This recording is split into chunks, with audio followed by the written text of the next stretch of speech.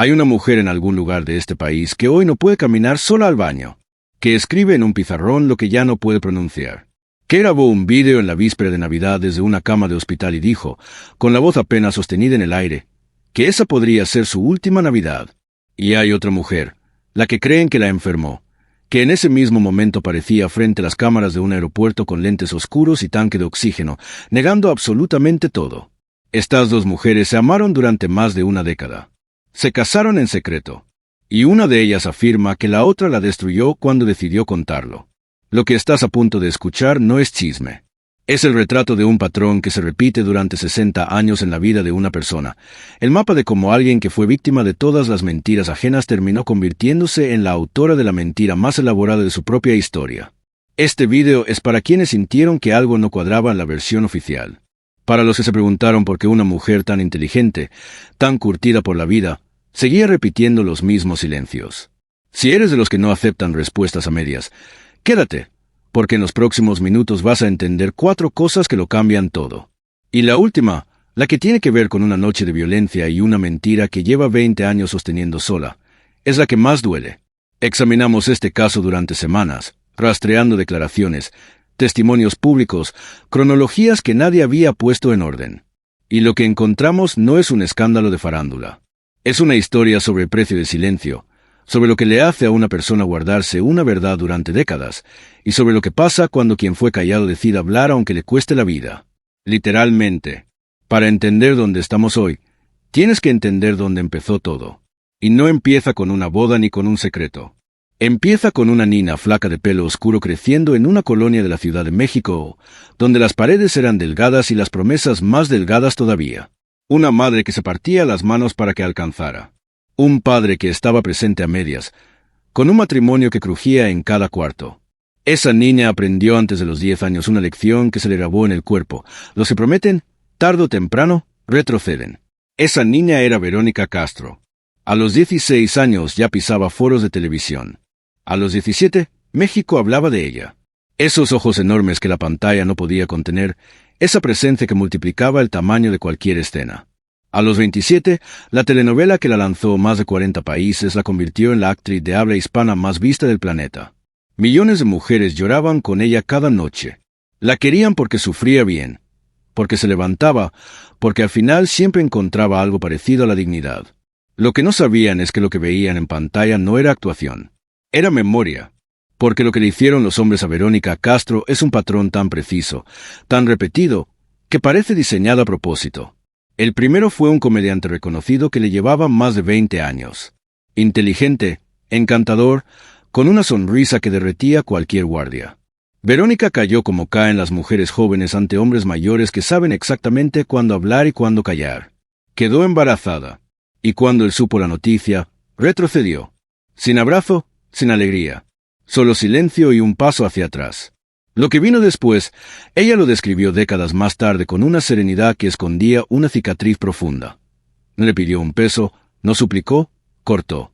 Y parió sola a su primer hijo el 8 de diciembre de 1974. Solo después supo lo que todo el medio artístico ya sabía. Él estaba casado, tenía múltiples familias. Su hijo sería el número 13. Ella llamó a la esposa para pedir perdón. Señora, discúlpeme, no sabía que estaba casado con usted. Esa frase, pronunciada con 22 años, es la primera vez que aparece en su historia. No sería la última. El segundo llegó cuando la fama ya la sostenía. Un empresario que no tenía nada que ver con el medio artístico. Ella pensó que eso era la garantía.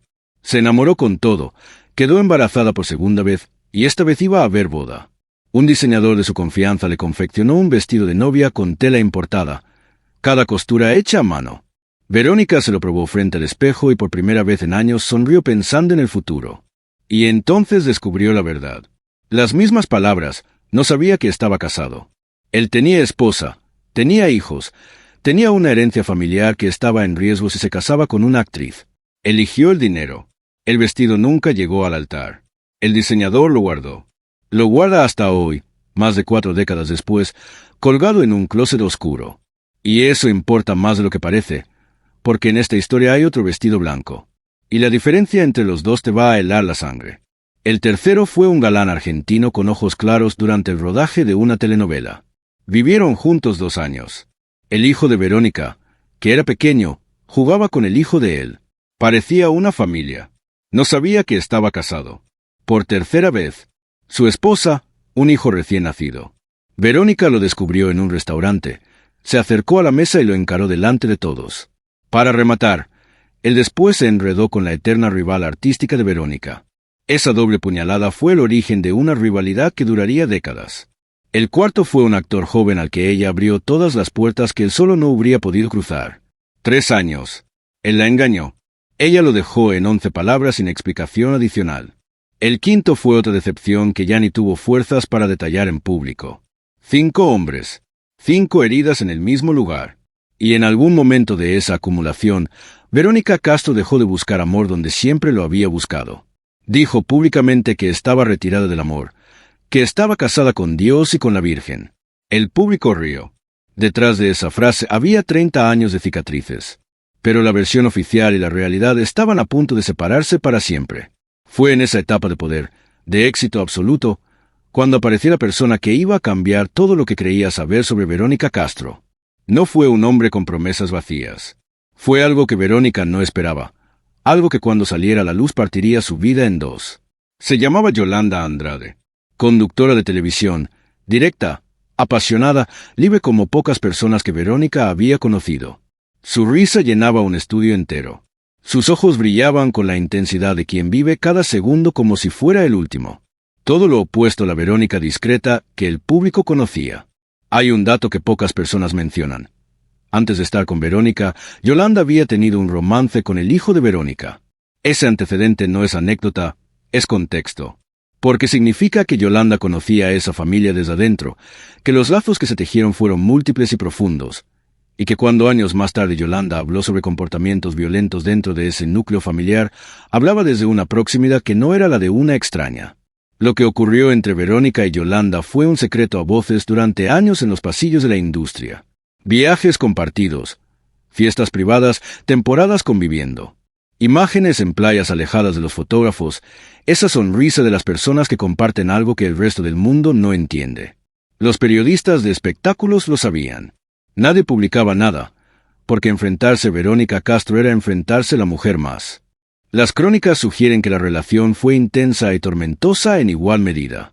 Verónica, formada en la escuela de los abandonos, habría sido celosa, controladora, necesitada de certezas.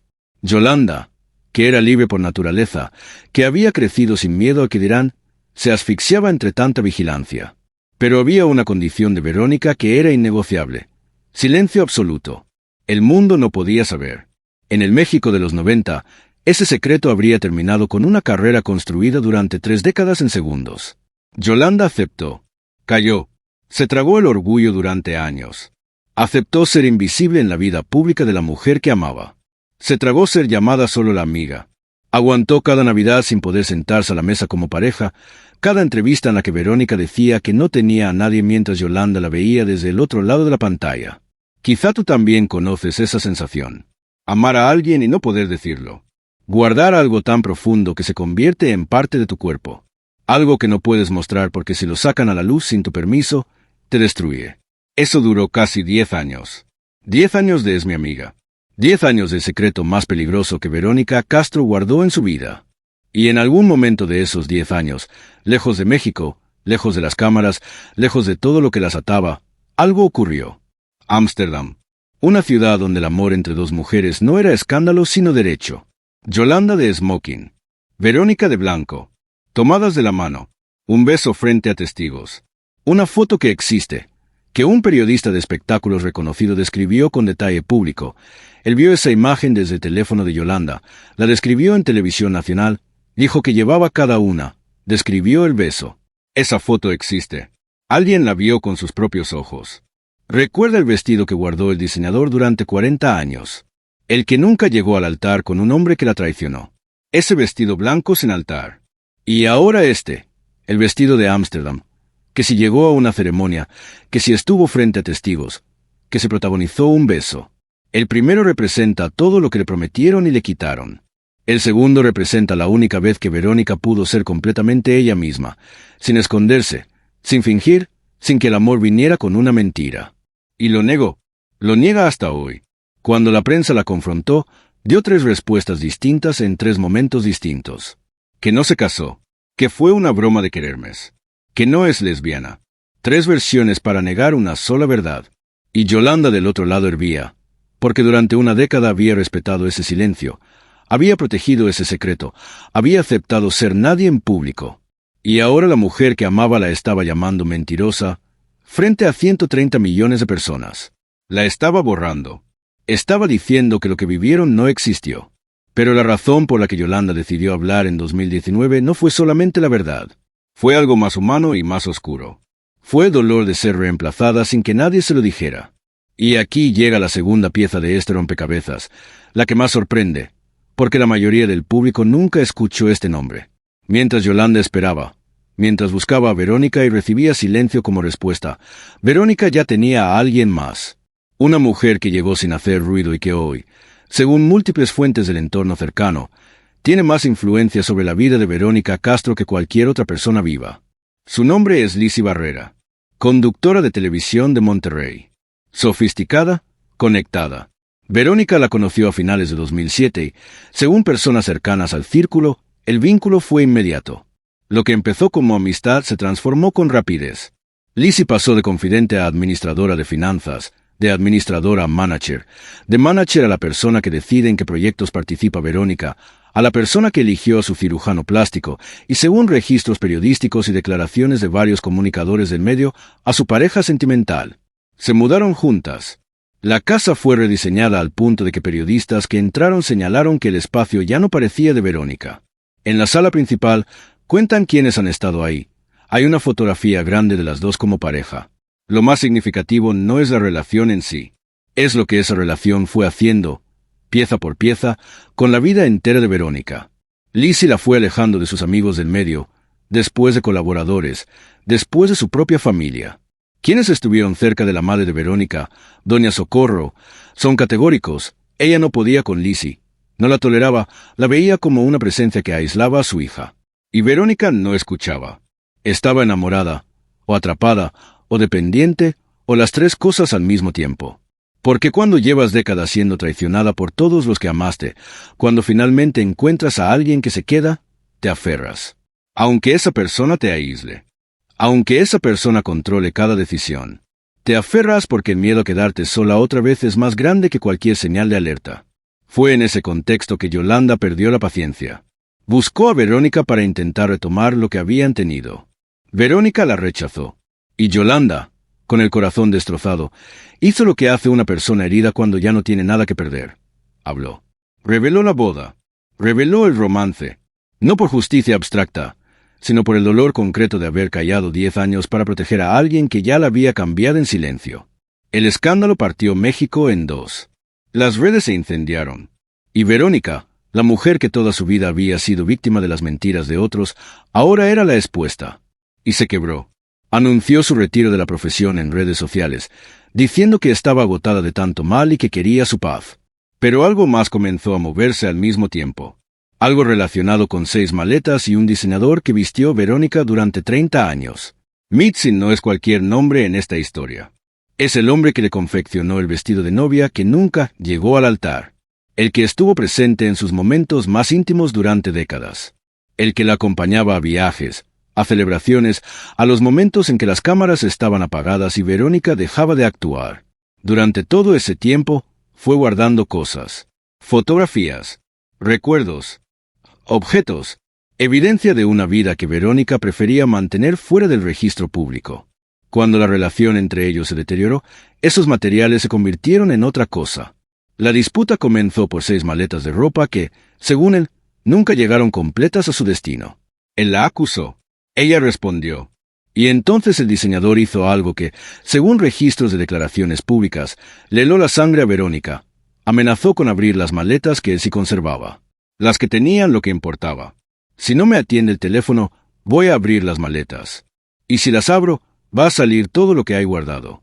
6 maletas, décadas de fotografías, un hombre herido que ya demostró públicamente que está dispuesto a hablar. Ahora conecta las piezas.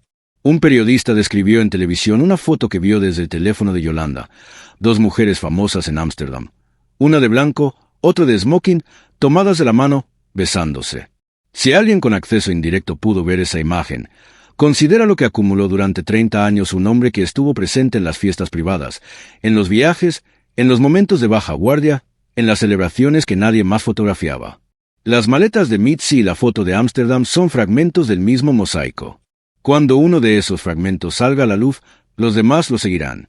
Y mientras esas presiones se acumulaban, algo mucho más sombrío comenzó a ocurrirle a Yolanda Andrade. Algo que para millones de personas no tiene explicación médica suficiente. Yolanda habló en septiembre de 2019. Reveló la boda, reveló el secreto, expuso lo que llevaba casi 2 décadas guardando. Y después, su cuerpo comenzó a fallar. En 2023 le detectaron una aneurisma cerebral. Vinieron más diagnósticos. Los rumores iniciales apuntaban a esclerosis múltiple, pero la realidad era diferente y mucho más grave. La mujer que había sido pura energía, puro fuego, apareció en televisión arrastrando las palabras. Sus ojos, antes encendidos y desafiantes, se habían vuelto más lentos. Sus manos temblaban al sostener un micrófono. Su voz, que antes llenaba un estudio, salía en hilos entrecortados. Fue en ese contexto que los señalamientos de brujería explotaron en redes sociales y programas de espectáculos. La teoría se esparció con rapidez. Le habían hecho un trabajo. La habían enfermado porque habló. Era un castigo por haber roto el silencio. En el México profundo, donde millones de personas sostienen la creencia en la brujería con la misma fe con la que sostienen sus devociones religiosas, esa acusación fue una bomba. Y Yolanda, cuando le preguntaban, no la desmintió.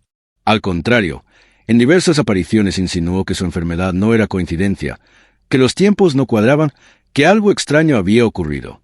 Las crónicas plantean una duda razonable sobre los tiempos. Septiembre de 2019, Yolanda revela la boda. 2020, su salud empieza a deteriorarse. Abril de 2023, aneurisma cerebral. Después, 2 diagnósticos que no tienen vuelta atrás. Cada año peor que el anterior. Brujería o coincidencia, eso lo decides tú. Lo que no admite discusión es que la mujer que rompió el silencio hoy no puede caminar sola. Y la mujer que fue expuesta sigue viva, sigue negando, sigue protegida. Cuando confrontaron a Verónica con la acusación de brujería en un aeropuerto, su reacción no fue la de alguien indiferente. Fue la rabia de quien lleva algo acumulado mucho tiempo. Se alejó con pasos que decían más que sus palabras.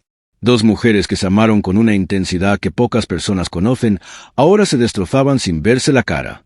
Una negándola, la otra acusándola de lo que muchos llaman lo más oscuro que puede hacerse. Y en diciembre de 2025, desde su casa, con un catéter en el brazo porque sus venas ya no aguantan las agujas normales, Yolanda grabó un vídeo y dijo lo que los medios habían estado especulando durante meses. No es esclerosis múltiple. Es esclerosis lateral amiotrófica. La misma enfermedad que tuvo Stephen Hawking. La que deja la mente intacta pero va quitando el cuerpo músculo por músculo. Primero las piernas, después las manos, después la voz, después la capacidad de tragar. Al final, la capacidad de respirar. Tu mente funciona perfectamente. Puedes pensar, sentir, recordar cada beso y cada traición. Pero tu cuerpo se convierte en una celda de la que no puedes salir. No tiene cura. La expectativa de vida tras el diagnóstico es de 2 a 5 años. Yolanda lo sabe porque su médico se lo dijo a la cara y ella lo repitió ante las cámaras con la serenidad de quien ya hizo las paces con lo que viene. Los médicos me dijeron de 3 a 5 años. No le tengo miedo a lo que se acerca.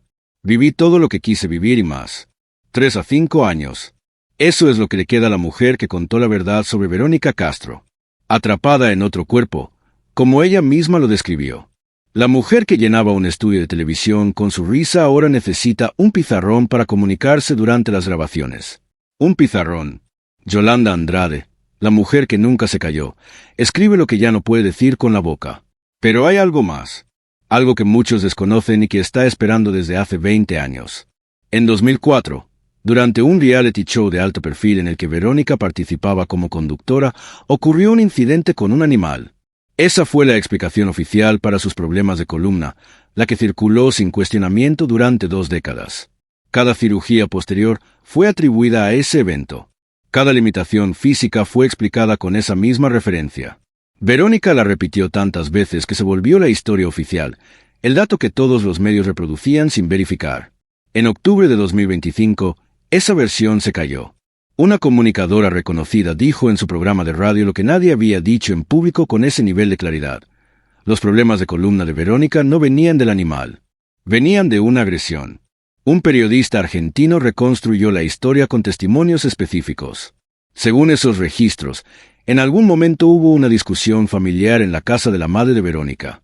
Cristian Castro estaba presente junto a su entonces esposa.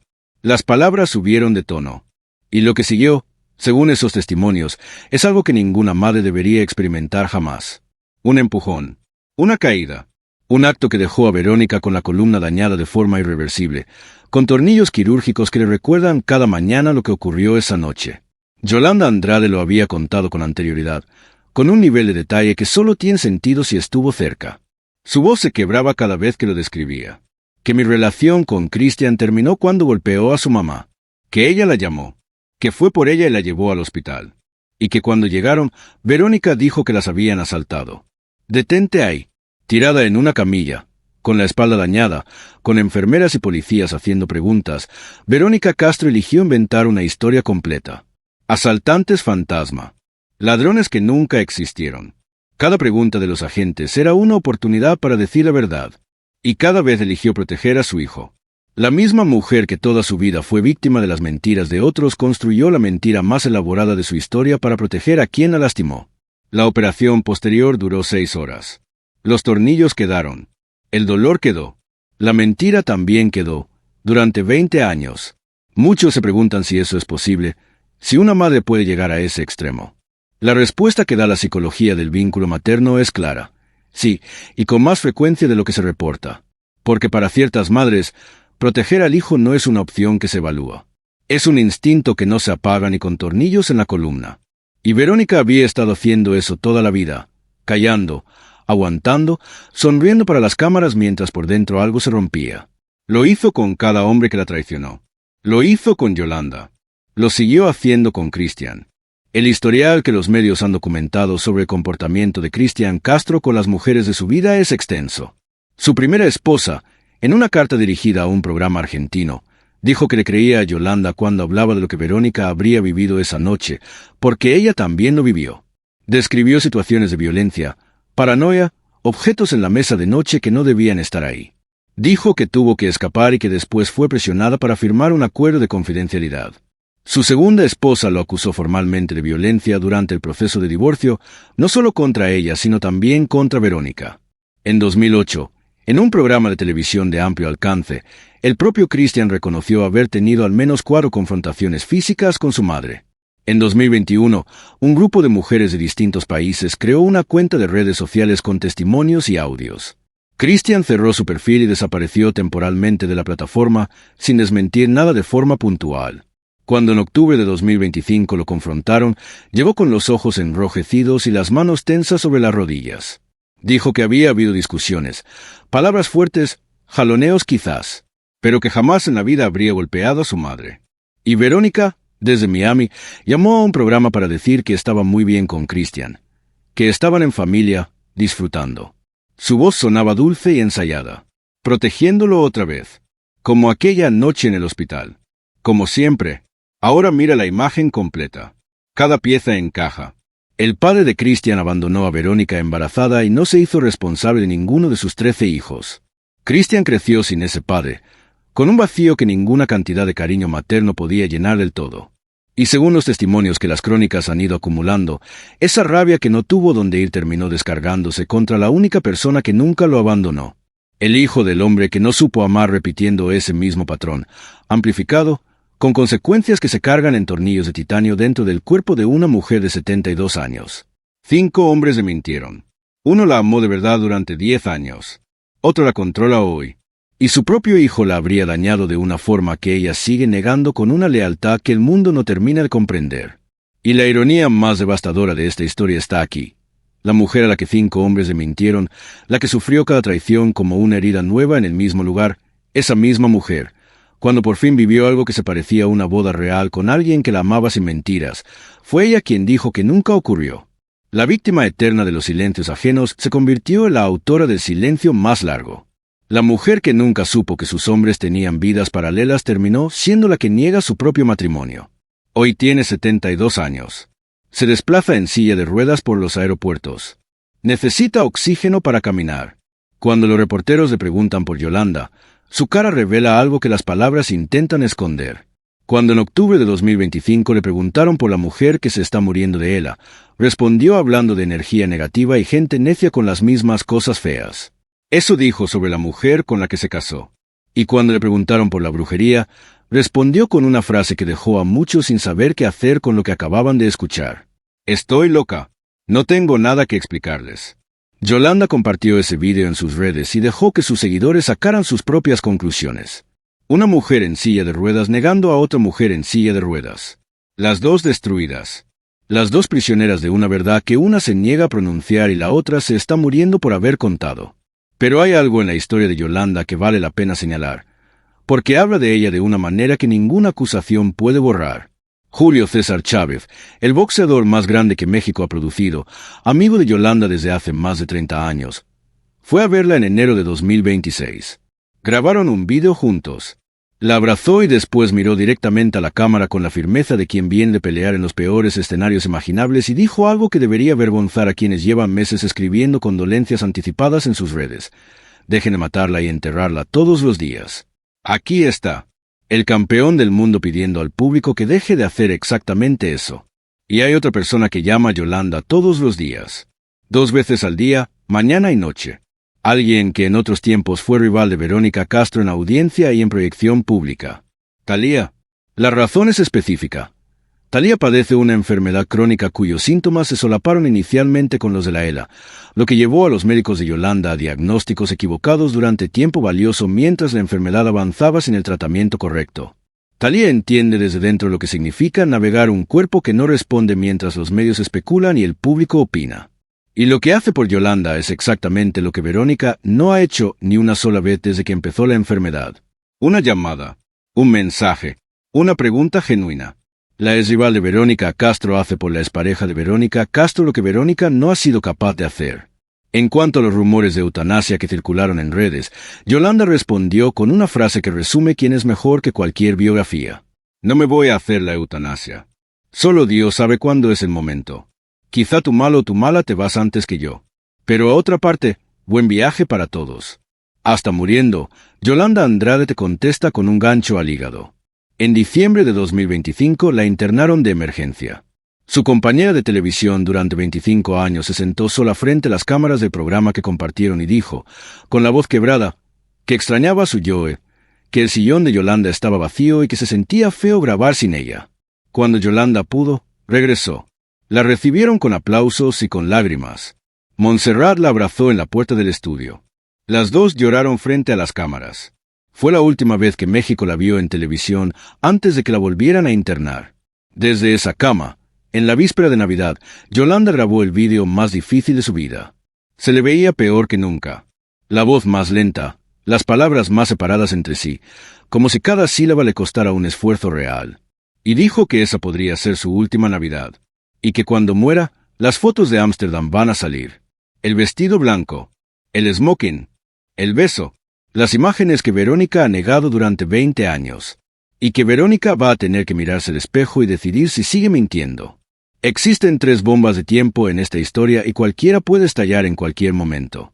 La primera es la foto de Ámsterdam, que un periodista ya describió en televisión nacional y que según Yolanda, cuando ella ya no esté, saldrá a la luz. La segunda es el vestido del diseñador que lleva 40 años guardado en un closet oscuro, símbolo de todo lo que nunca llegó al altar y de todo lo que llegó sin que nadie lo reconociera. La tercera son las 6 maletas con décadas de material que un hombre herido ya amenazó públicamente con abrir. Cuando una explote, las demás la seguirán. Y lo que Verónica Castro ha negado durante 20 años va a quedar registrado sin posibilidad de llamarlo broma o error de traducción o confusión de fechas. Verónica Castro dedicó su carrera a interpretar mujeres que sufrían y se levantaban. Mujeres pobres, traicionadas, humilladas que en el último capítulo encontraban su momento de dignidad. Siempre había un final que daba algo parecido a la justicia. La vida no es una telenovela. Y a Verónica Castro nadie le escribió ese último capítulo. 5 hombres la engañaron. Una mujer la amó de verdad y ella lo negó. Otra mujer la controla hoy. Su propio hijo cargó sobre su columna el peso de todo lo que no pudo resolver de otra manera. Y ella sigue ahí. con oxígeno en la nariz, lentes oscuros en la cara y una verdad que se niega a pronunciar. Del otro lado del país, una mujer que la amó 10 años se apaga lentamente, convencida de que la enfermaron por haber hablado, con fotos en algún dispositivo que el mundo aún no ha visto, con un reloj avanzando hacia cero. Cuando ese reloj se detenga, la verdad va a salir. Y Verónica Castro va a tener que decidir si sigue mintiendo o si por fin pronuncia las 6 palabras que Yolanda lleva 20 años esperando escuchar. Si fue real. Te amé. 6 palabras. 20 años sin decirlas. Y un reloj que no deja de correr. Si esta historia te llegó, si algo de lo que escuchaste hoy te removió por dentro, hay una razón. Porque no es solo la historia de 2 mujeres famosas. Es la historia de lo que le hace a una persona callarse durante demasiado tiempo.